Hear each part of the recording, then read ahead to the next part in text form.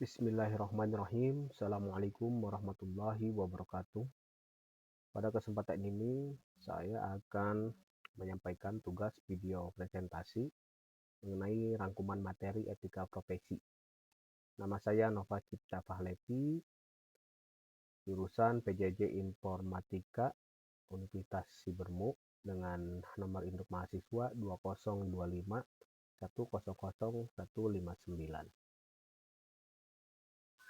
Sebelum kita mengawali slide-slide presentasi yang akan saya sampaikan, izinkan saya menyampaikan pengantar ayat dari Quran Surah At-Taubah ayat ke-105.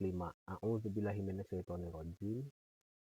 Wa qul i'malu fasayarallahu 'amalakum wa rasuluhu wal mu'minun. Katakanlah, wahai Nabi Muhammad, bekerjalah, maka Allah, Rasulnya, dan orang-orang mukmin akan melihat pekerjaanmu. Wasaturadduna ila alimil ghaibi wasyahadati. Kamu akan dikembalikan kepada zat yang mengetahui yang gaib dan yang nyata. Fayunabbi'ukum bima kuntum ta'malun. Lalu dia akan memberitakan kepada kamu sekalian apa yang selama ini kamu kerjakan.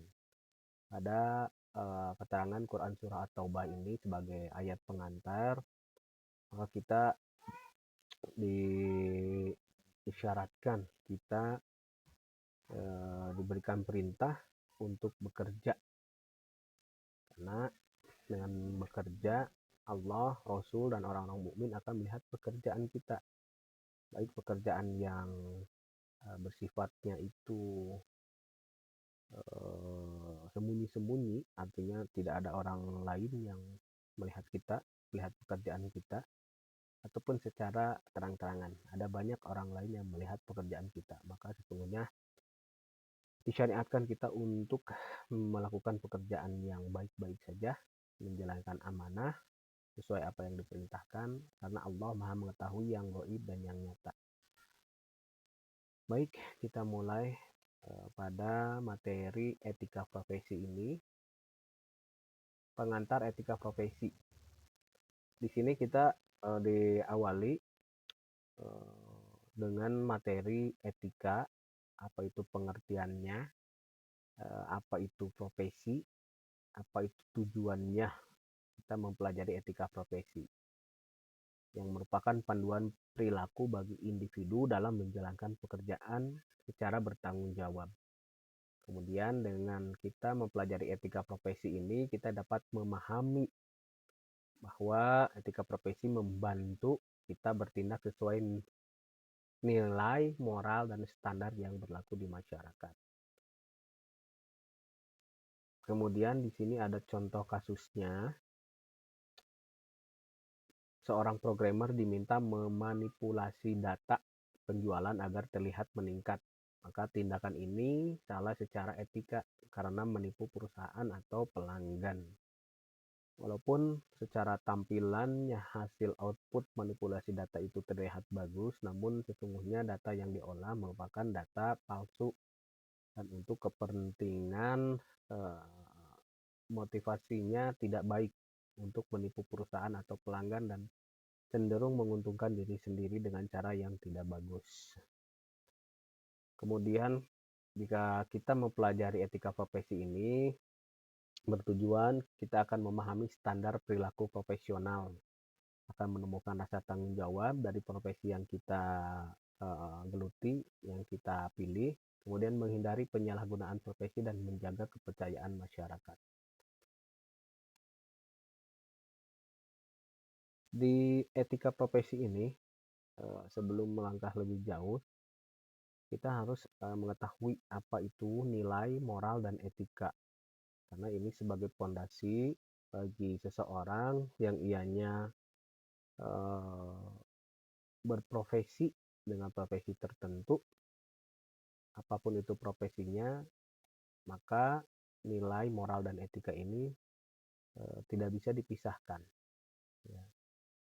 Di sini sebut saja nilai, yaitu sesuatu yang dianggap penting dan berharga dalam kehidupan manusia. Nah, ini menjadi landasan dalam bertindak dan mengambil keputusan sehari-hari. Ada juga moral mengenai baik dan buruk yang berlaku dalam masyarakat. Di belahan manapun masyarakat itu tinggal, pasti ada nilai moral baik dan buruk yang digunakan sebagai tolak ukur perilaku yang dapat diterima secara sosial. Kemudian apa hubungan ketiganya? Maka nilai itu akan membentuk moral. Dan dari moral itu, dari nilai yang ia pegang teguh menjadi landasan dalam bertindak, akan membentuk moral dan moral menjadikan dasar etika itu sendiri. Maka etika menilai kesesuaian tindakan dengan nilai dan moral yang berlaku dalam masyarakat. Contohnya, contoh kasusnya mahasiswa menemukan dompet di kampus dan ia memilih mengembalikannya kepada pemiliknya. Maka kenapa dia mengembalikan kepada pemiliknya? Ini didorong oleh nilai kejujuran dan moral yang kuat. Tentu saja mengenai nilai moral dan etika ini tidak bisa instan begitu saja. Ianya merupakan kebiasaan yang ditanamkan sejak dini, sehingga nilai dan moral kemudian beretika itu otomatis saja seseorang, pada kasus ini mahasiswa, dia lebih memilih cenderung kepada kebaikan, nilai-nilai yang biasa ia lakukan di kehidupan sehari-harinya, baik itu di keluarga maupun di masyarakat. Karena selain khawatir ia mendapatkan labeling dari masyarakat yang buruk, jadi contoh kasus mahasiswa ini juga memang orang yang memiliki dompet tersebut memang membutuhkannya. Kemudian kita mempelajari apa itu profesionalisme. Setelah kita mempelajari etika, profesi, nilai moral, dan etika itu sendiri, maka bab selanjutnya adalah mengenai profesionalisme, di mana ada pengertian, manfaat, dan ciri-cirinya. Profesionalisme adalah sikap dan perilaku seseorang dalam menjalankan pekerjaan sesuai kompetensi dan standar profesi. Apapun itu profesinya, kalau ia mempunyai kompetensi dengan standar tertentu, maka ia bisa dikatakan sebagai profesionalisme. Bagaimana ciri-cirinya?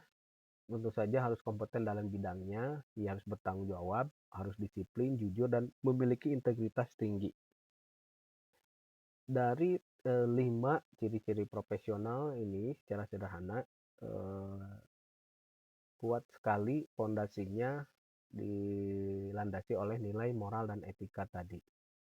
Dan manfaatnya itu akan meningkatkan kualitas kerja, akan mendapatkan kepercayaan masyarakat, dan meningkatkan reputasi organisasi. Tentu saja untuk mendapatkan kepercayaan dari masyarakat, orang yang berprofesi tertentu sehingga ia menyatakan dirinya sebagai seorang profesionalisme, ia harus meningkatkan kualitas kerjanya, harus menunjukkan kualitas kerjanya sehingga ia tetap mendapatkan kepercayaan dari masyarakat dan otomatis akan meningkatkan reputasi bagi tempat kerjanya atau bagi dirinya sendiri.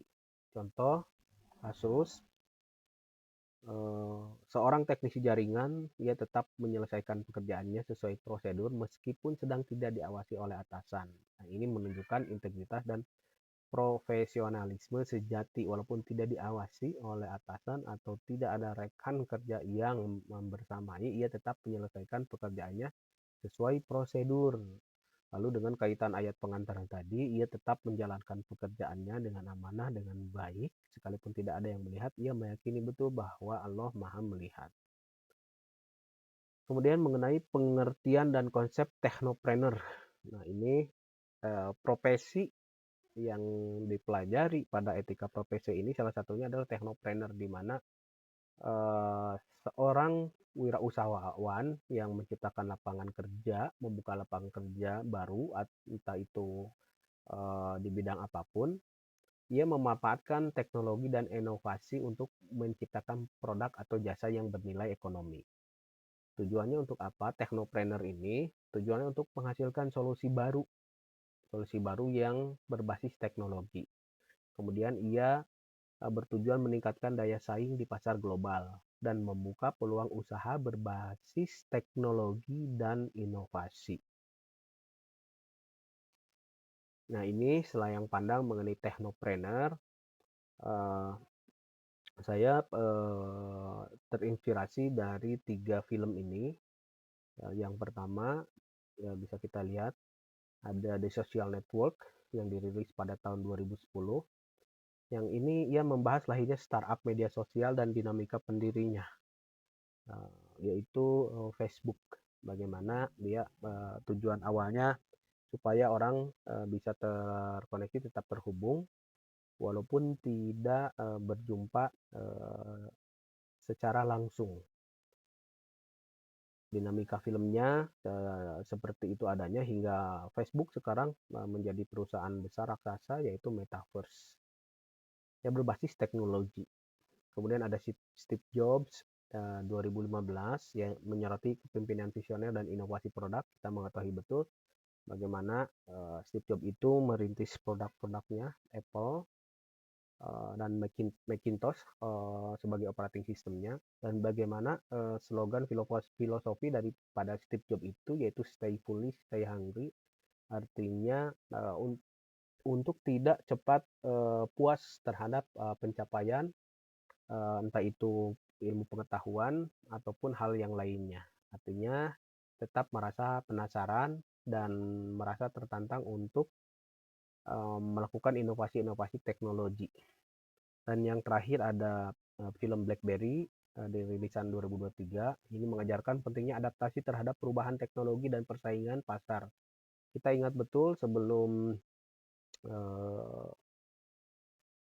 jayanya era Facebook, WhatsApp, dan platform media sosial yang lainnya, BlackBerry ini cukup agak lama melajai pasar teknologi dan komunikasi, di mana tidak hanya platform saja, tetapi membeli sekaligus dengan handphonenya yang mempunyai merek BlackBerry itu sendiri. Dan mungkin tidak disadari BlackBerry, para ahli menyatakan berada di zona nyaman, tidak siap akan pesaing-pesaingnya, dan tidak begitu banyak inovasi yang dilakukan oleh BlackBerry.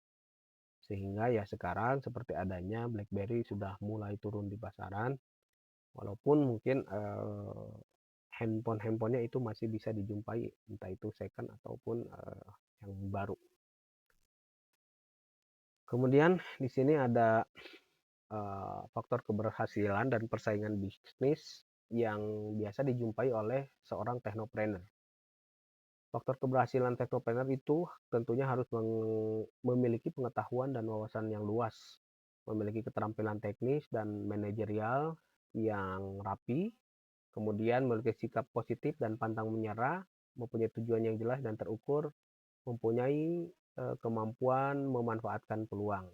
Ya, artinya orang-orang yang berhasil di bidang technopreneur ini tentu saja harus memiliki hal-hal ini, ya, mengetahui pengetahuan dan wawasan yang luas, manajerial, tetap bersikap positif dan mempunyai tujuan jelas dan terukur sesuai kemampuan dirinya, sesuai dengan kemampuan timnya, akan selalu mengupgrade apa-apa yang menjadi kekurangan daripada bahan inovasinya, kreativitasnya atau risetnya. Kemudian tentu saja mereka harus mampu mempunyai strategi dalam menghadapi persaingan. Mereka harus memahami kondisi dan tren pasar. Kemudian mereka harus mengenali kekuatan dan kelemahan pesaingnya. Ya, seperti BlackBerry itu mungkin tidak terlalu menghiraukan pesaingnya, yang akhirnya tidak butuh waktu lama perusahaan BlackBerry itu mulai disalip oleh platform media sosial yang lainnya. Dan strateginya mereka harus meningkatkan kualitas secara berkelanjutan, artinya tidak berhenti pada titik capaian tertentu seperti Steve Jobs dengan filosofinya tadi. Ya tetap ia melakukan riset inovasi, update-update pada produk yang diciptakannya. Nah, ini ada selayang pandang juga. Di sini ada logo yaitu Serikat Usaha Muhammadiyah atau SUMU. Kemudian ada CEO Bukalapak, ada CEO Kita Bisa, dan ada tokoh fiksi Stark Industry yaitu Tony Stark, dan ada foto peringatan 10 tahun ya, 10 tahun Universitas Muhammadiyah Bandung. Nah, ini kenapa saya tampilkan sebagai contoh. SUMU ini adalah Serikat Usaha Muhammadiyah, sebuah platform dan komunikasi pengusaha yang ianya diinisiasi oleh pimpinan pusat Muhammadiyah di bawah koordinasi UPP, Lembaga Pengembangan UMKM. SUMU ini terbuka bagi siapa saja, baik bagi warga Muhammadiyah maupun non-Muhammadiyah, untuk saling berbagi ilmu, membangun jaringan, dan meningkatkan skala bisnis. Salah satu contohnya adalah yang berafiliasi dengan SUMU itu adalah Evermost, yaitu sebuah marketplace yang bisa digunakan orang-orang untuk belanja produk-produk produk-produk lokal UMKM terutama dan yang lainnya. Kemudian ada Ahmad Zaki, seorang CEO, ya seorang teknopreneur terkemuka, ya salah satu perintis juga platform marketplace pada zamannya, ya, yaitu Bukalapak. Kemudian setelah ia tidak aktif di Bukalapak dengan dinamika dan berbagai macam tantangan yang dihadapi beliau dengan timnya, ia melanjutkan kiprahnya sebagai investor pendiri di perusahaan modal Ventura untuk mendukung generasi startup teknologi berikutnya. Jadi tidak berhenti pada satu proyek saja. Kemudian ada CEO dan co-founder platform penggalangan Dana Kita Bisa adalah Muhammad Al-Fatih Timur, akrab disapa Timi. Ini dari sumber yang dibaca oleh saya bahwa Timi ini beliau berafiliasi dengan Persyarikatan Muhammadiyah, bisa dikatakan kader Muhammadiyah. Ia mendirikan platform ini dan aplikasi galang dana serta donasi online terpercaya di Indonesia. Ya, ini sebuah platform untuk urunan dana, ya, untuk keperluan-keperluan tertentu, ya, untuk tentunya untuk membantu orang lain. Kemudian di sini ada tokoh fiktif Stark Industries, ya, bagaimana Tony Stark itu pada kisah fiktifnya, kisah fiksinya pada film Marvel Cinematic Universe. Ia berperan sebagai CEO.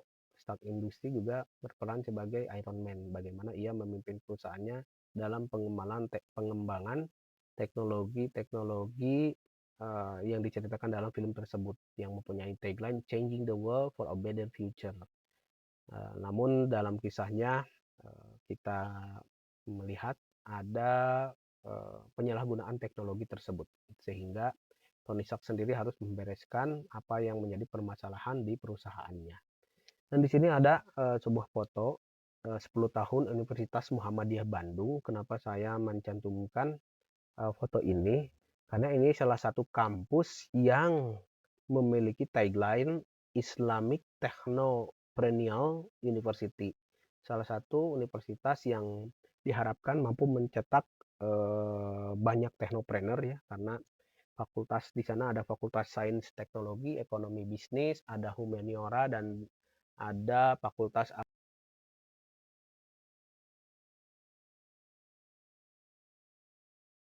menghasilkan lulusan-lulusan teknopreneur yang membuka lapangan kerja yang berwirausaha berbasis teknologi sesuai dengan tantangan zaman yang dihadirkan.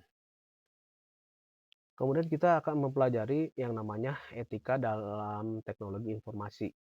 Ya, teknologi informasi ini memudahkan pekerjaan, namun juga di sisi lain, selain membantu peradaban manusia di dalam kehidupan sehari-harinya, ia membuka peluang penyalahgunaan. Etika teknologi informasi ini diperlukan agar teknologi digunakan secara bertanggung jawab. agar ia bisa menghormati hak orang lain dan tidak menimbulkan kerugian bagi individu atau masyarakat. Prinsipnya harus menjaga kerahasiaan data, harus menghormati privasi pengguna, tidak menyalahgunakan akses, dan bertanggung jawab terhadap sistem yang dibuat. Bagaimana kita melihat Mark Zuckerberg sebagai CEO ya founder Facebook itu, ia tidak memanfaatkan data-data user yang sign up atau daftar ke platform Facebook tersebut, sehingga orang-orang percaya bahwa datanya tetap terjaga, privasinya tetap terjaga, tidak disalahgunakan, dan kita mengetahui betapa besarnya perusahaan Meta ini merajai platform media sosial, baik itu WhatsApp, Instagram, dan yang lainnya. Dan tentu saja menghidupi banyak sekali karyawannya. Dampak pelanggarannya jika privasi data atau ada penyalahgunaan ini akan berdampak menimbulkan pelanggaran, yaitu akan menimbulkan kehilangannya kepercayaan pengguna. Ada kerugian finansial bagi organisasi, ada tuntutan hukum, dan sanksi pidana ini yang paling fatal. Ada contoh kasus seorang administrator sekolah menyebarkan nilai siswa ke media sosial tanpa izin. Tindakan ini melanggar privasi siswa dan dapat dikenai sanksi hukum berdasarkan Undang-Undang ITE. Jadi walaupun nilai yang diupload itu merupakan nilai yang baik-baik saja, namun tanpa seizin pemiliknya dan ketentuan-ketentuan tertentu, ini tentu saja merupakan pelanggaran Undang-Undang ITE. Sekalipun yang diberitakan adalah berita yang positif, misalnya prestasi-prestasi siswa. Nah, kemudian kita akan mempelajari apa itu penyalahgunaan teknologi informasi yang kita kenal sebagai cybercrime atau kejahatan berbasis teknologi komputer.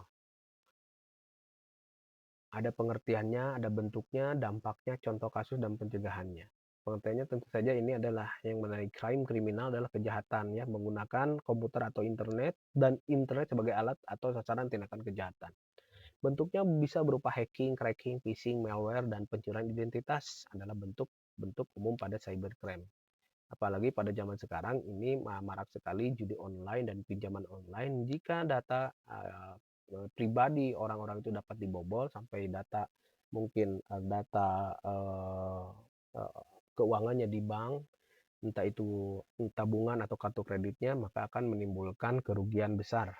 Dampaknya akan kehilangan data penting, secara finansial akan rugi dan bocor informasi pribadi. Contoh kasusnya dijumpai di kehidupan sehari-hari. Ada pesan WhatsApp masuk yang palsu, dia meminta kode OTP kepada korban sehingga rekening bank korban berhasil dibobol. Pencegahannya bagaimana? Pencegahannya tentu saja kita harus menggunakan password yang kuat apabila kita sign up atau daftar di platform-platform atau website-website tertentu yang ianya membutuhkan email ya, atau membutuhkan input paspor dengan karakter tertentu. Maka kita harus kuat ya. Disarankan dianya tidak hanya berupa huruf saja, tapi ada angka, ada juga karakter. Kemudian autentikasi 2 faktor. Dan ini jangan sekali yang pernah memberikan kode OTP kepada siapapun, baik itu ketika di WhatsApp, media sosial seperti Instagram atau Facebook, atau media sosial yang lainnya. Kemudian sedikit di penghujung pembahasan etika profesi, kita mempelajari yang namanya hak kekayaan intelektual atau HKI.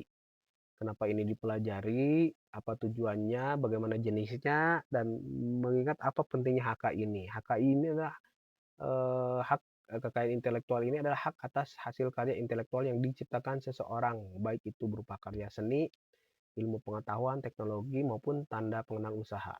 Tujuannya tentu saja untuk melindungi karya cipta itu sendiri, ya, supaya tidak dijiplak, supaya ada achievement, supaya tidak ada sama-sama orang itu mempunyai kesadaran menghargai kreativitas sang pencipta tersebut, dan dia akan mendorong inovasi untuk kemajuan ilmu pengetahuan dan teknologi.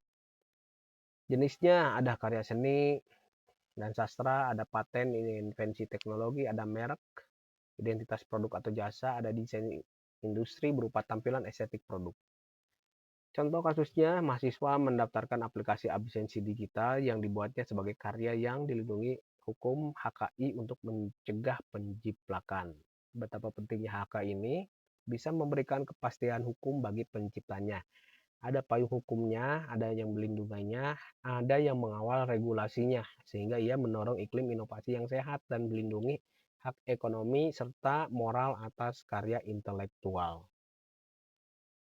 Kemudian, hak cipta di era digital, tantangan yang akan dihadapi di masa saat ini, itu kita jumpai banyak pembajakan film, musik secara ilegal, ada penggunaan e-book tanpa izin, serta penyebaran konten digital milik orang lain tanpa seizin pencipta. Juga semakin marak di era digital ini, apalagi sekarang eranya artificial intelligence, itu akan sangat mudah sekali. Dampaknya apa? Dampak pelanggaran ini, maka pencipta mengalami kerugian finansial. Motivasi berkarya akan menurun karena karyanya dapat dinikmati secara bebas tanpa ada kontribusi terhadap penciptanya. Maka pelonggaran hukum hak cipta ini dan melemahnya ekosistem industri kreatif digital yang bisa berdampak jika hak cipta itu dilanggar. Kemudian komitmen digitalnya, sebagai pengguna teknologi yang bertanggung jawab, kita wajib mendukung ekosistem digital yang sehat dengan menghormati hak cipta dan mendukung karya orisinil. Nah, dalam kehidupan sehari-hari, sekarang ini ada platform yang ianya menyajikan film-film atau serial-serial yang bisa kita tonton, tetapi kita harus membayarnya, kita harus berlangganan seperti Netflix dan platform sejenisnya. Kemudian lagi-lagi kita belajar mengenai etika, dan sekarang adalah etika bermedia sosial. Ada prinsipnya, ada dampaknya, bagaimana tipsnya, dan ada tanggung jawab digital yang harus kita sertakan ketika kita beretika media sosial. Maka setiap pengguna media sosial ini harus bertanggung jawab atas konten yang diunggahnya. Kita harus menggunakan teknologi secara bijak untuk membangun komunikasi positif dan lingkungan digital yang sehat. Prinsipnya kita harus lagi-lagi nilai moral dan etika harus disertakan sehingga kita bisa berkomunikasi dengan sopan dan santun, kita bisa menghormati privasi orang lain, tidak menyebarkan hoax atau informasi palsu, serta bertanggung jawab atas segala unggahan di media sosial. Bagaimana jika pelanggar itu melanggar daripada etika-etika bermedia sosial, maka dapat menimbulkan konflik sosial, akan menimbulkan kerugian reputasi pribadi atau organisasi, serta masalah hukum yang serius bagi pelakunya. Sering kita jumpai bagaimana orang ketika bermedia sosial itu tidak menyertakan etika di dalam perilakunya, entah itu dalam kegiatan apapun, bahkan yang paling miris itu ada kegiatan ya mempertontonkan perbuatan-perbuatan yang tidak baik ya. Tipsnya bagaimana? Ya kita harus think before posting, atau ada jargon juga sharing before sharing. Ya kita harus verifikasi informasi sebelum bagikan. Hindari ujaran kebencian, gunakan bahasa yang sopan, dan jaga privasi serta privasi diri serta orang lain di ruang digital, karena kita sama-sama memakai platform ini bukan milik kita pribadi untuk kesenangan pribadi, untuk menyerang orang lain atau kumpulan orang-orang tertentu. Semua orang memiliki hak yang sama dalam menggunakan media sosial dan berkewajiban yang sama, yaitu menjaga agar ekosistem teknologi itu tetap sehat. Kemudian apa tantangan etika di era artificial intelligence ini? Ya, artificial intelligence memang sangat pesat sekali perkembangannya ya. Ada berbagai macam platform artificial intelligence yang bisa digunakan oleh manusia, entah itu untuk kreativitas, entah itu untuk membantu pekerjaan-pekerjaan tertentu atau hal-hal yang lainnya, yang dimana ia belajar daripada big data. Kemudian ada machine learning sebagai apa, ia mempelajari big data tadi, dan ada internet of things. yang bisa membawa kemajuan luar biasa namun juga menghadirkan tantangan etika yang serius. Apa tantangan etikanya? Ya, ada penyalahgunaan data pribadi lagi-lagi. Kemudian ada deepfake atau manipulasi media. Ya, ada banyak foto atau video palsu. Kemudian ada penyebaran informasi palsu yang hoax, yang sekali kita generate, yang orang yang tidak mempunyai pengalaman editing video atau editing foto dengan mudahnya menghasilkan foto video yang ia inginkan sesuai prompt yang ia masukkan ke platform-platform AI tersebut. Walaupun hasilnya itu bisa dicermati ya, hasilnya itu bisa kelihatan kalau buatan AI itu. Maka solusinya bagaimana? Kita harus meningkatkan literasi digital masyarakat, harus melakukan pengawasan ketat penggunaan AI, harus ada regulasi teknologi yang jelas, maka gunakan teknologi secara bertanggung jawab.